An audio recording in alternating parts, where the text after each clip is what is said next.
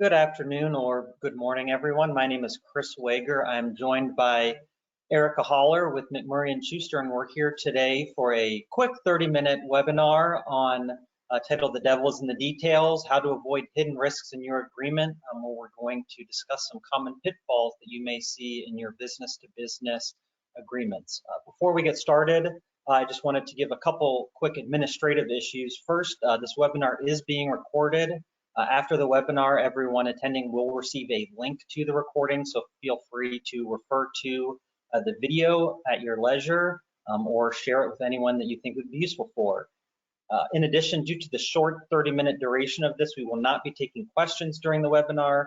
You should have a chat box where you can submit questions. If you do that, we will be sure to respond in writing shortly after to respond with any questions.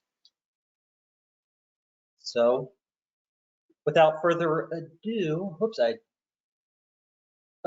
here we go. As I mentioned, I am Chris Wager. I'm a senior attorney with McMurray & Schuster. I've been practicing law for a little over 10 years now. Luckily for me, and maybe for you, I work both on the compliance and litigation side. So the topics we're talking about today, how to keep you out of trouble, I am well versed in that. And on the litigation side, I'm also unfortunately also well versed in helping clients when issues arise in litigation. With that, I'll turn it over to Erica to introduce herself. Yeah, good afternoon. My name is Erica Hollar. Glad to be here with Chris. I too have been practicing for a little over 10 years, and I work on both the compliance and litigation side of the firm. And I actually just rejoined, I was at the firm right out of law school, left and was in-house counsel at a large retailer here in Columbus, and then have been back at the firm for about a year now. So I think with Chris and I, we both have good perspective on these sorts of agreements, both from the service provider side as well as the recipient. So hopefully we give you guys some helpful information, and like you mentioned, feel free to chat us with any questions and we'll get back to you. Okay, and speaking of talking about contracts today, we wouldn't be lawyers if we didn't have a disclaimer to start out. As I'm sure everyone knows, we're providing this for informational purposes only, and this is not to be construed as specific legal advice. So the topics that we're talking about today, we would recommend obtaining actual legal advice and not a webinar to address those issues. Okay, so to start out, I'm sure it's a headache in everyday life. You know, we see the fine print everywhere. I pulled up, I know, with mortgage rates the way that they are. I recently refinanced my home, and I'm sure a lot of people have either bought or refinanced a home, and maybe I shouldn't be admitting this in public, especially with it being recorded, but you know, when I do this, this is the first 2 pages of a 16-page mortgage form. I'll tell you what, at that closing, I just sit there and sign the document and don't read it through line by line. You know, and similarly, another example, you know, every day you're using Netflix or something else, and these you know, these terms pop up that you have to accept, and you know, my dirty little secret is I don't read them. I just click through and say okay and move on. And, you know, and while that works in your day-to-day life, unfortunately, you know, with your business agreements, you know, you really can't take that same approach as tempting as it may be. It's important, and every day in business, you know, both as a law firm and you and your business, you know, we are seeing agreements, whether or not they're vendor agreements, service agreements. You know, when you make a purchase agreement, there's always that battle of the forms where you can have an invoice with terms on it, and then you know, a purchase order with terms as well. In addition, if you're using software or services, there's largely licensing agreements. And while in day-to-day life, maybe you're just going ahead and signing that mortgage, when it comes to your business, you're fraught with peril in doing that without taking a little more caution. And kind of tongue-in-cheek here, I say, don't be that person, don't be that guy, don't be that gal. As I mentioned, you know, I work on the litigation side, and you know, all too often I see instances, you know, where there's a lawsuit that happens. You know, it could be a large class action lawsuit worth millions of dollars, and it's only then, you know, working with the client, they dust the cobwebs off an agreement and are only at that point looking at a contract for the first time, with the service provider, and it's only now that there's litigation and there's kind of a bet the company threat existent, this contract's being looked at, and only then do we discover that a contract is completely one-sided or it's poorly drafted in a way that doesn't even address the issues and the relationships between the parties that would address here. And we do recognize, and that's why foresight is important to look at these contracts. It only takes an hour or two at most of advanced time to look at these contracts, to think about them, and to make sure that they're right for your business. We recognize that it's not always possible to renegotiate these contracts. Sometimes you're dealing with a huge provider and they're not going to have any appetite for red lines or changes to an agreement. However, that analysis is still important. You're still going to want to document what the risks are and what you can identify in a contract that are problem areas. And if you can document that, at the very least, heaven forbid, if you do need to call a litigator in the future, you have that documentation in the past that you really looked at this and analyzed and focused on these issues. So with that in mind, I'm jumping into this. We're outlining the 5 riskiest issues. We're going to go through these one by one. First being, oftentimes it's hard to identify if you even have a contract or need a contract. So that's the first step. Then we'll talk about reps and warranties, indemnification, limitation on liability, as well as term and termination. So with that framework, I will turn it over to Erica to discuss topic number 1. Okay, thanks, Chris. So like he mentioned, the first issue is just identifying, does a contract even exist between the parties, or should it exist? These agreements can often be just verbal agreements. Sometimes they're within informal agreements within emails, or sometimes you have a formal written contract. And when you have those formal written contracts, oftentimes those are easy to identify. They might say service contract at the top, or software service agreement. Those ones are easy.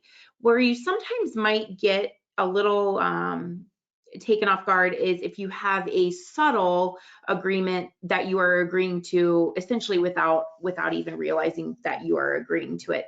So oftentimes you'll see these, like Chris mentioned, on purchase orders. They'll have purchase terms on the back, or if you're signing up for software, you're clicking something to acknowledge to the terms of service, or a lot of times you'll be signing a very, very short, simple document. But in that document, it will have a link that will click to terms of service. And oftentimes when you see those embedded links, like Chris mentioned, the terms of the agreement or the arrangement are very one-sided depending on which side of the transaction you are on. So, just being cognizant of when a contract exists, I think that is a very important step that a lot of times gets overlooked. People want to get their deals done. People need their services. People want to close and get things on the books. Erica, I know in your business experience that, or whether it's a year or a quarter. So, sometimes we need. What's that? I'm sorry. Okay. Go ahead. So sometimes just taking a step back and just taking a step back to see if there is an agreement. So yeah. And Erica, I was going to ask I think in your business experience you came across this. How's a business to identify? There's multiple employees who could be signing up for these services. How can you ensure that employees are recognizing when a contract exists and who they should be notifying before just clicking accept on these terms? Sure. So what we did at my previous job was we had a very specific contract policy that was circulated throughout the business. So, business partners knew when they were able to sign something, whether it was dollar amounts. There were certain key individuals within the executive team that were able to sign. Generally speaking, anyone that was not a vice president was not able to sign documents. And, so that's helpful for those obvious agreements, but we did sometimes get into trouble where there were embedded links, and sometimes something as simple as paying an invoice, you are agreeing to terms. So I think the two things that would be most helpful from that perspective are to come up with some sort of policy whereby the business understands what the expectations are and who is supposed to be signing agreements. All agreements went through legal before being signed, and they had to be approved by legal before being signed. And then training your business folks to help them understand what sorts of documents may contain these sorts of obligations, and just helping them be aware of the importance of how and when. So, I included that on the second bullet here for the process of executing a contract. I would always recommend that there is a documented process and that the business is trained on that.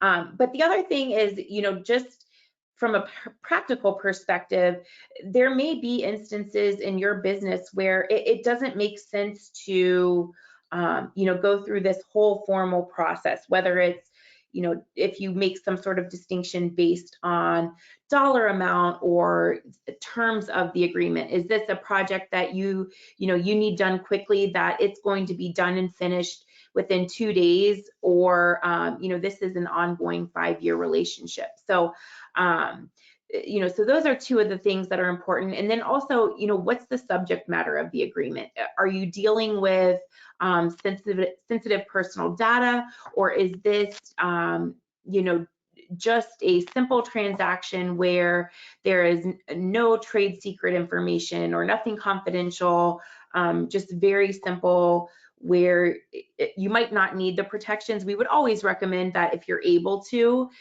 have a signed written agreement. But with that being said, I understand the practicality, and sometimes it takes a while to document these things. So just those are some things to think about when you're not only drafting your policy, but also executing it on, how are we going to handle each situation.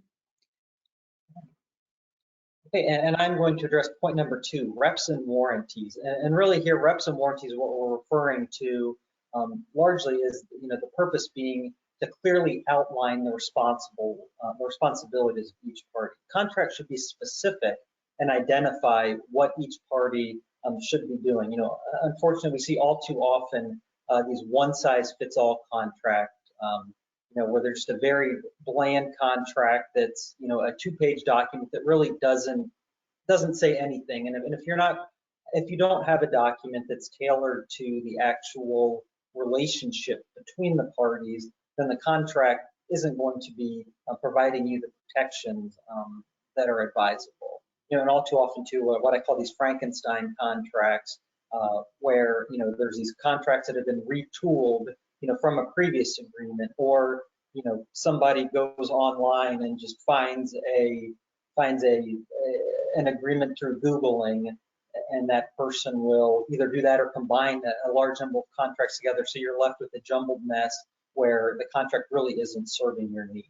And it's important, thinking about these specific reps and warranties, to be thoughtful in advance and think of the specific areas of dispute in the future, where questions could arise. Whose job was it to do X? If the parties anticipate that the party A really should be undertaking that task, the contract should clearly specify that the party will be undergoing that task.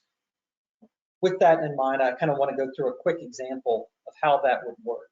So for example, in our line of work, we frequently see a seller contracting with a call center or a text platform provider or some other business like that.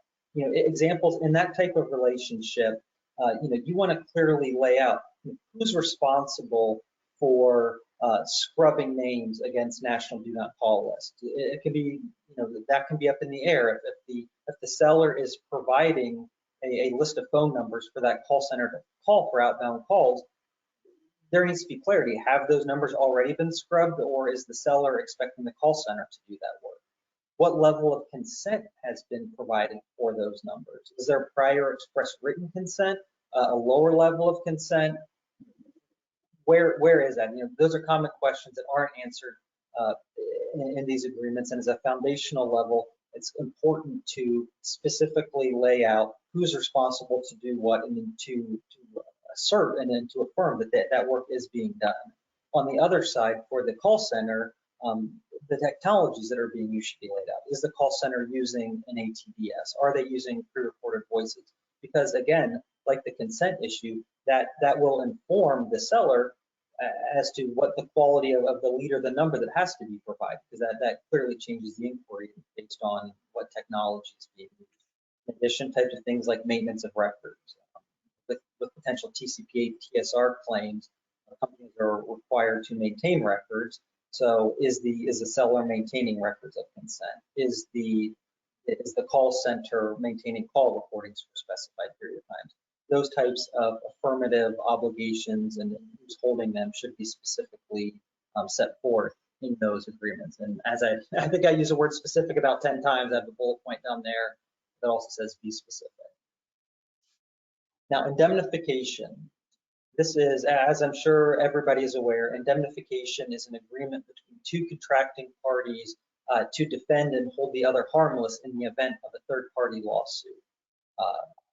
Indemnification is extremely important for two reasons. One is indemnification is an area where there is a ton of leeway to have the indemnification in terms of what it affects and who it affects. And the second issue is liability. For all you or as older in my age 40, you see I've got Jerry Maguire there, show me the money.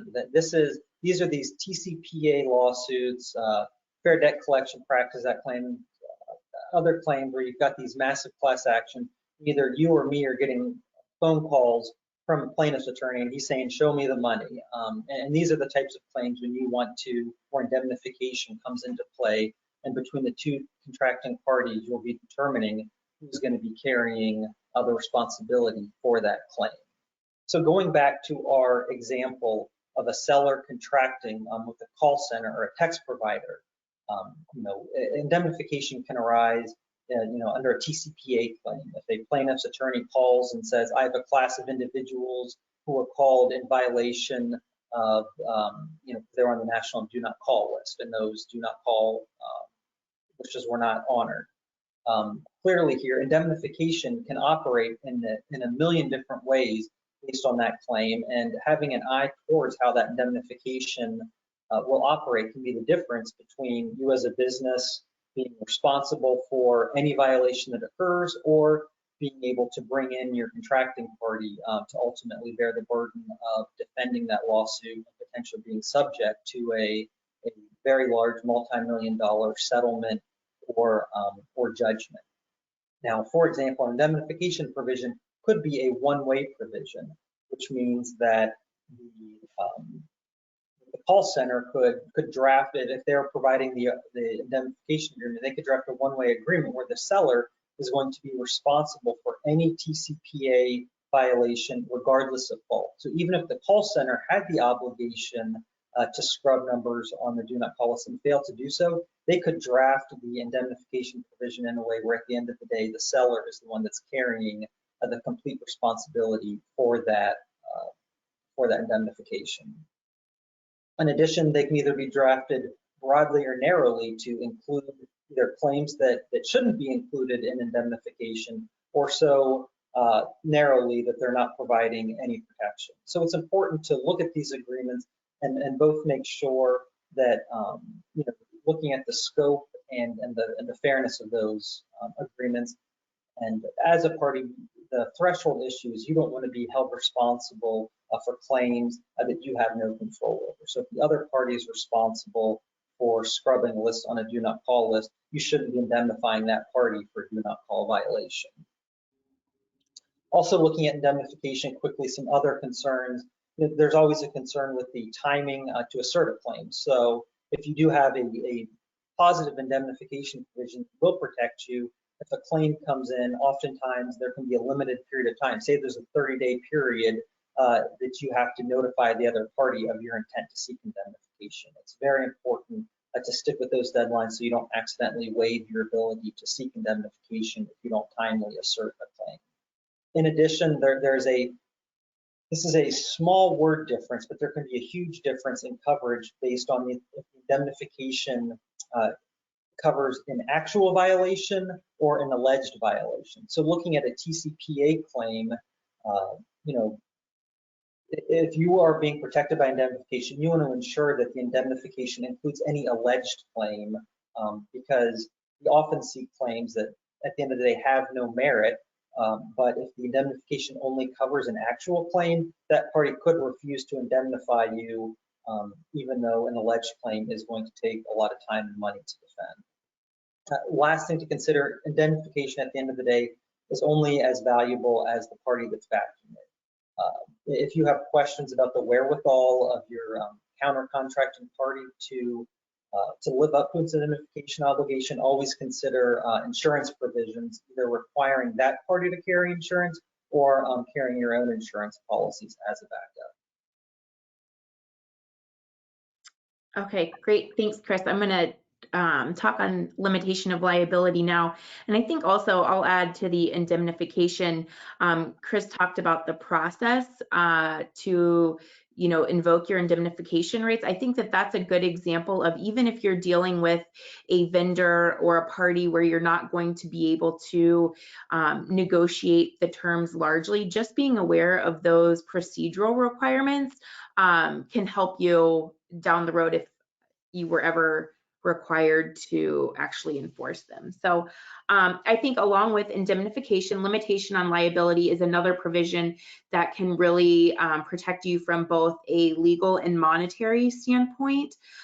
So basically what limitation of liability is, it's just that you put a limitation on the amount that you will or can be held liable. You can do this based on potential risks or loss. Again, talking about the insurance, if you can use that to be helpful. And when you're drafting your limitation of liability, you want to be careful that you are excluding certain breaches or conduct from limitation if it benefits your party. So basically how it would work, and a lot of times you see the parties agreeing to a limitation on liability for either the value of the contract, the value of services paid in the past year, 2 times the value of the services of contract. So when there's something that is not foreseeable, that might be sufficient. But if you're dealing with something like fraud, willful violations, just really bad actors, you're not going to want to be limited to, let's say you've got a $5,000 service agreement, you're not going to want to be limited to $10,000 in damages. So a lot of times what you can do is, when you're drafting these limitations on liability, is carve out those sorts of instances. And one thing that I would suggest is, anytime you have indemnification obligations that come into hand, I would carve those out if you're able to. So you want to make sure that if there is an instance where you are rightfully being indemnified, carve that out from your limitation of liability, so that you're not limited to that whatever dollar amount you've agreed upon. And this is particularly important, like Chris said, with TCPA class actions. If there's some sort of material breach or knowing breach that has caused these third-party claims, it's just important. You don't want to be bound by those small dollar amounts. Now, on the other hand, they can be helpful if it's something totally unforeseeable, kind of outside of the party's controls. You don't want to be responsible for $1 million claims on something that there's no way you could have foreseen this to happen. And unfortunately, we see clients in both instances. So how that language is drafted, it can be really helpful or not so helpful for a client. So that's kind of big picture on limitation of liability. The next thing that we're going to talk about is your term and termination. So, this might seem very straightforward, very, very basic, but unfortunately, all too often, clients can get stuck in agreement without even knowing a lot of times. So, we would recommend that you always pay attention to, the effective date. So when your agreement starts, when that date will terminate, and how the parties go about terminating the agreement. A lot of times, you'll have to provide 60 days written notice if you want to terminate the agreement, and not go into that automatic renewal clause if there is one. Or you may need to provide 6 months of notice if you want to terminate. So this is again where, even if you're not able to negotiate the terms of the agreement, just knowing what is in your agreement and reading it is often helpful. I would suggest to clients to, if you keep your Outlook calendar, put a tickler on your calendar and say, reevaluate the vendor service XYZ calendar or contract, knowing that, we're going to have to decide by this date whether we want to terminate the agreement or move forward with another term.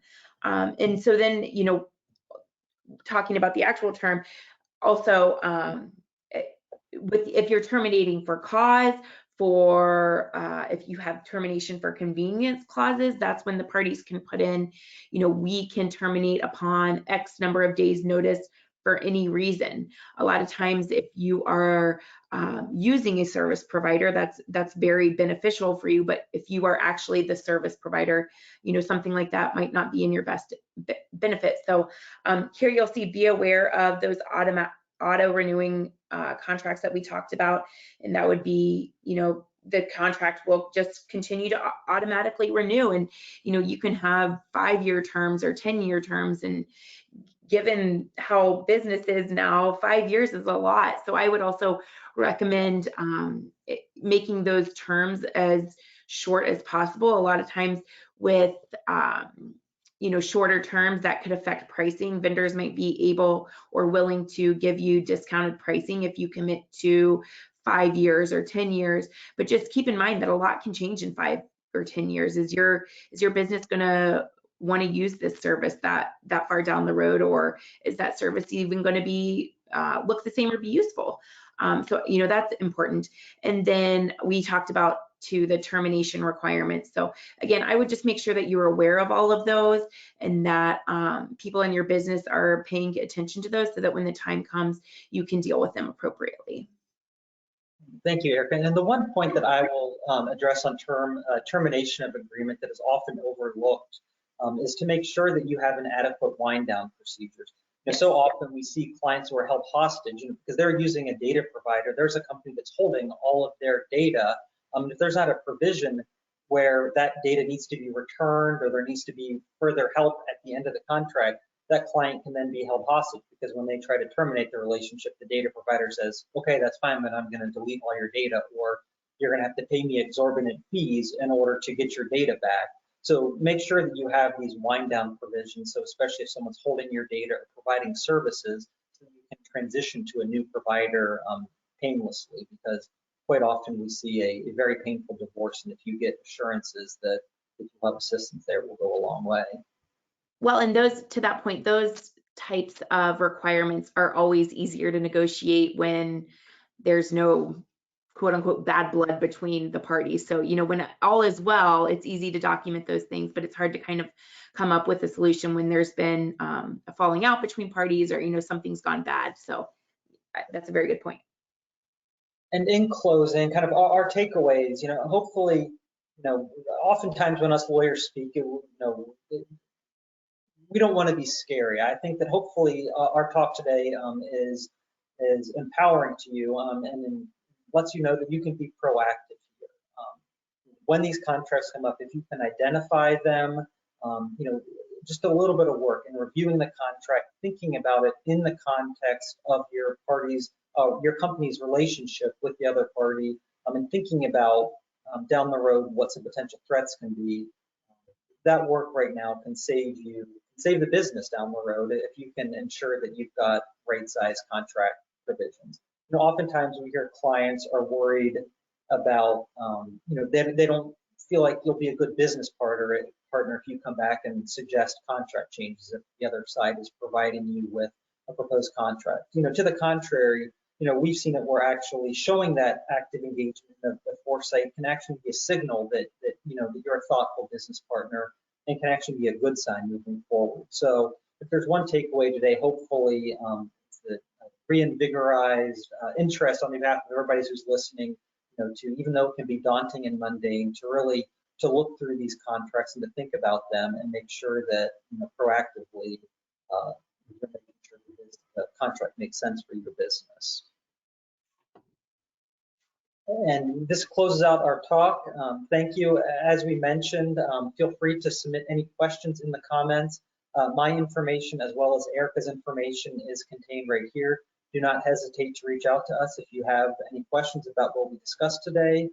And as you can see, there is going to be another exciting webinar on March 11th talking about emerging state privacy laws. It's now 1:30. Thank you all for attending. Thank you.